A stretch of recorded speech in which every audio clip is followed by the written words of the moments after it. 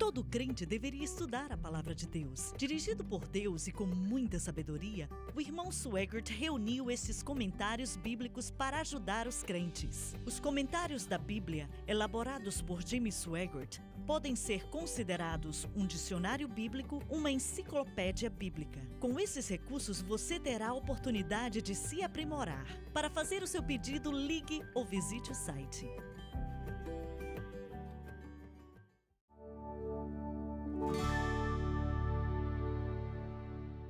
Estamos de volta. Quando eu e a Francis começamos na obra evangelística há muito tempo atrás, nós tínhamos uma reunião de oração quase que toda noite. A minha avó estava lá, a mãe do Mickey Gillis sempre estava lá e o meu tio John era o irmão da minha avó. Não perdia uma. Junto com sua esposa sempre iam. Um irmão de Deus. Só de chegar perto dele você via a sinceridade do Senhor e o amor que ele tinha por Deus. E eu sempre considerei a vida de oração dele como algo muito lindo. De qualquer maneira, eu não sei o que aconteceu, não tenho a menor ideia, mas ele fez a mesma coisa que você mencionou sobre o irmão aí há um tempo atrás. Ficou bêbado. E alguém disse que um pecado antigo é um pecado fácil. Ele foi salvo de uma vida de bebedeira e talvez seja assim. Um pecado antigo é um pecado fácil de cometer. E eu lembro que ele estava naquele cômodo aonde tínhamos a reunião de oração, chorando muito, e eu não entendi o que queria dizer naquela época. Só que o mais estranho daquilo tudo foi que a confiança que eu tinha nele não diminuiu. Nunca olhei para ele como se não fosse bom, se tivesse me decepcionado ou algo assim. Nunca passou pela minha cabeça. Eu também nunca bebi nenhum tipo de bebida alcoólica na minha vida. Sei que Deus tinha perdoado ele e vida que segue. Vamos em frente. E, como eu falei, eu e a Francis éramos jovens, começando. Mas essa não é a ideia ou o espírito da maioria dos cristãos hoje. Se alguém, como o irmão que você falou, não abandone o Senhor porque você falhou, porque Deus é que nos ajuda depois que nós falhamos. Mas muitos pregadores teriam detonado ele. Vá embora, Jack, não volte nunca mais, nunca mais. Você trouxe uma vergonha para a igreja, você é uma desgraça, e etc, etc. E na maioria das vezes, aquilo que é feito de uma posição hipócrita e até chega a ser um tipo de legalismo. Vocês estão entendendo o que digo? Claro, só um instante. E se você tivesse pegado pesado com ele, insultado ele, ele ia ter se desviado de vez. Eu acho também que teria. Eu não removi a membresia dele, ele era ativo na igreja, se envolvido em ministérios, um ótimo trabalhador, um servo. Eu fiquei decepcionado sim, não me lembro dos detalhes agora, mas ele era um jovem, na época tinha a minha idade, 30 e poucos anos, e então ele estava fazendo algo e saiu e embebedou-se. Mas olha, quando ele parou para pensar, chegou uma hora ele pensou que estava errado. E ele voltou para me ver. E isso é lindo. Ele conhecia um pastor cristão que amava ele. E nós tínhamos esse relacionamento. E nosso povo, na obra pastoral, isso acontece muitas vezes. Temos que continuar lembrando o povo que Deus ama eles. Você vai tropeçar e cair, mas estou aqui para orar com você e temos que voltar para a cruz. Deus vai te perdoar, o Espírito Santo vai encher sua vida de novo e você continua em frente. Deixa eu te perguntar então, você acredita ou concorda com as grandes denominações religiosas que pensam que se o pastor, evangelista ou pregador faz algo errado, não compactuar com o que é errado, mas você acha que ele não tem que pregar por 2 anos e se mudar para outra cidade e por aí vai? Você concorda com isso? Não, eu acho que tudo isso tem que ser examinado com cuidado. A Bíblia diz que temos que restaurar o irmão. Ou seja, o que você faz para restaurar? Não diz que temos que punir ou chutar alguém, ou abandoná-los, ou nos despedir deles. Diz restaurar. Então, às vezes, a restauração envolve descansar no espírito de mansidão. No espírito de mansidão. Mas, claramente, temos que saber que é para restaurar. O que você faz quando restaura algo? Você dá atenção para aquilo, você ama, você passa a amar a pessoa, e se a pessoa. Vamos dizer que alguém está ensinando uma escola dominical na sua igreja e eles talvez estão passando por um divórcio e eles estão sem controle, não se controlam. Talvez seja bom que eles tirem umas férias ali da escola dominical. 4 semanas, talvez 8 semanas, é uma situação onde eles devem tirar umas férias, mas não largar por completo.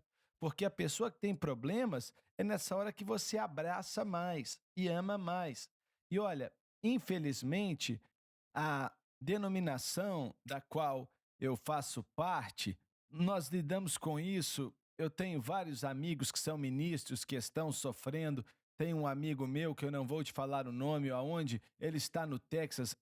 Amo ele demais, só que não trataram ele corretamente. E ele ficou muito mal. Eu liguei para ele, mostrei meu amor, tentei ajudar. Então temos que restaurar, tentar ajudar. E temos que fazer isso como igreja local. Eu quero dar minha opinião, porque algo sobre a mensagem da cruz é que o que estamos tentando evitar é o problema que um evento singular como você descreveu e jamais vamos acabar com todos os problemas. Os problemas sempre estarão aí. Queria ler esse versículo, Filipenses 1:6. Estou convencido de que aquele que começou a boa obra em vocês, que é o Espírito Santo, de quem ele fala aqui, vai completá-la até o dia de Cristo Jesus. Isso está nos dizendo que, como cristãos, nós não só precisamos do Espírito Santo quando falhamos ou só precisamos da cruz quando falhamos. Isso me diz que vou precisar da ajuda constante do Espírito Santo diariamente. Não só caso algo aconteça. E se eu permitir que ele trabalhe em mim, se eu entender como o Espírito Santo opera, então ele vai continuar operando, trabalhando e fazendo algo, trazendo o meu cristianismo a um lugar mais alto todos os dias. Não só quando preciso de uma restauração de maneira desesperada, pois isso acontece com todos. A mensagem da cruz é restauração, sim, mas é mais do que isso. É consistência. É sobre uma alegria e força contínua que flui em meu coração, pois estou olhando para o que é certo, confiando na coisa certa. Estou confiando em Cristo, na pessoa de Cristo, entendendo que o que ele fez por mim no Calvário possibilita o Espírito Santo a trabalhar em mim todos os dias. Então, acho que a experiência cristã tem que ser uma que nos leva para um lugar mais alto consistentemente, não só subindo e descendo, mas constantemente indo para cima, colocando cada vez mais a vida de Cristo em nós. Então a questão é: como conseguir esse benefício do Espírito Santo? Fazer com que ele opere em nós todos os dias. A resposta é fé na cruz, em Cristo e no que ele fez por nós. E é o que estamos tentando ensinar e pregar. Mas não é só isso. Não sem o Espírito Santo. Bem, o Espírito Santo é o único que opera, Dr. Gray. Então, minha responsabilidade é manter minha fé em Cristo e no que ele disponibilizou para mim no Calvário. E o que ele disponibilizou para mim no Calvário é a graça de Deus, é a operação constante do Espírito Santo que vai me levando cada vez mais alto e traz consistência para a minha vida. Uma hora ou outra da nossa vida, todos precisamos de restauração. Talvez todos os dias. Sei que também esse é o caso.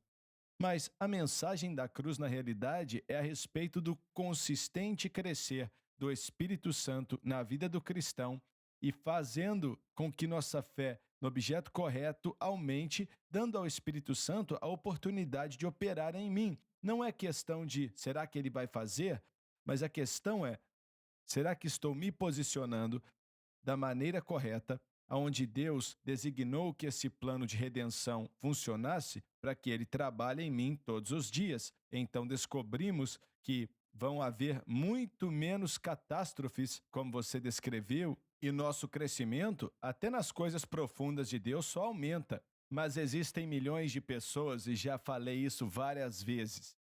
Eles estão em uma prisão, sofrendo, e eles já passaram pela experiência de um pregador impor as mãos sobre eles, e nós acreditamos que tudo isso é bíblico, mas não receberam vitória ainda em suas vidas. Eles não sabem ou entendem que o pecado pode ser resolvido exclusivamente na cruz de Cristo. Não existe outro lugar.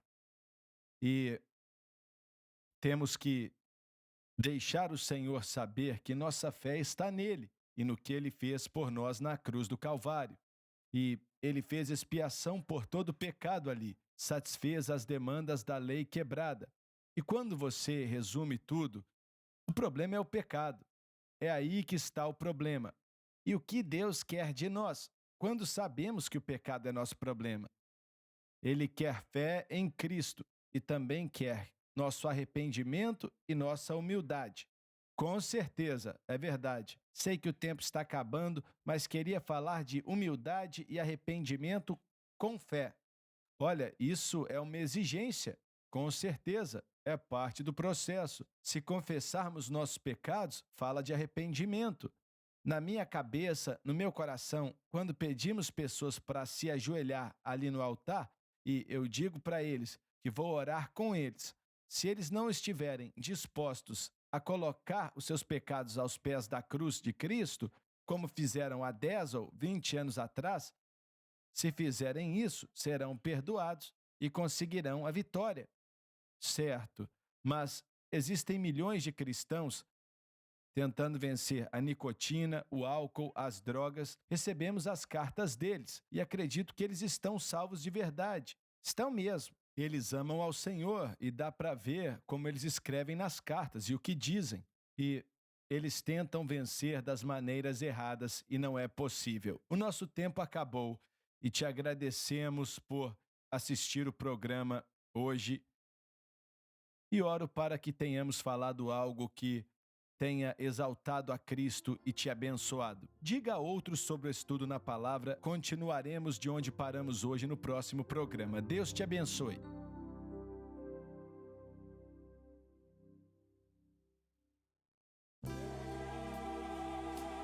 Obrigada por assistir o programa de hoje, um estudo na palavra. Assista os programas arquivados online no site sunlifetv.com.